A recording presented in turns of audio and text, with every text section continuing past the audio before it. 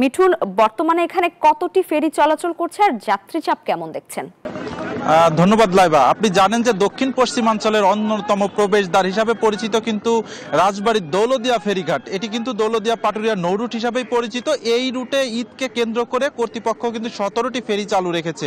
আর এই দৌলদিয়া প্রান্তে কিন্তু 3টি ঘাটে এই 17টি ফেরি কিন্তু নিয়মিত ভিড়ছে এবং যাত্রী এবং যানবাহন পারাপার করছে। তবে আমরা যে বিগত দিনে যে ঈদ মানে যে একটি ভোগান্তি সেটি কিন্তু এবছর নেই, কারণ মানুষের যে চাপ সেটি বাড়লেও কিন্তু ভোগান্তিটা অনেকটাই কম। কারণ হচ্ছে হিসাবে আমরা কর্তৃপক্ষের সঙ্গে কথা বলেছি, তারা আমাদেরকে জানিয়েছে পদ্মা সেতু উদ্বোধনের পর থেকে কিন্তু রাজধানী থেকে যেসব মানুষ দক্ষিণবঙ্গে যাতায়াত করে থাকেন সেসব মানুষ কিন্তু কাটা গাড়িতে করে অথবা পরিবহনে করে পদ্মা সেতু পার হচ্ছে, যার কারণে কিন্তু এই রুট অনেকটাই আগের থেকে ভোগান্তি কম হচ্ছে। আমরা বিগত দিনে দেখেছি যে শত শত গাড়ি কিন্তু দীর্ঘ সময় যান, আমরা কিন্তু এই রুটে কিন্তু সেটি কিন্তু আগে এখন আর লক্ষ্য করা যায় না।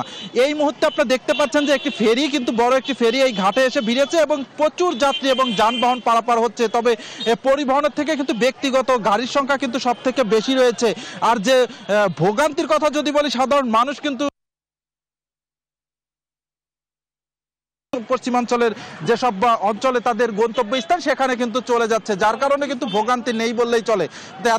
আমার কাছে রাজবাড়ীর দৌলদিয়া ফেরিঘাট থেকে সর্বশেষ তথ্য, ফিরে যাচ্ছি স্টুডিওতে।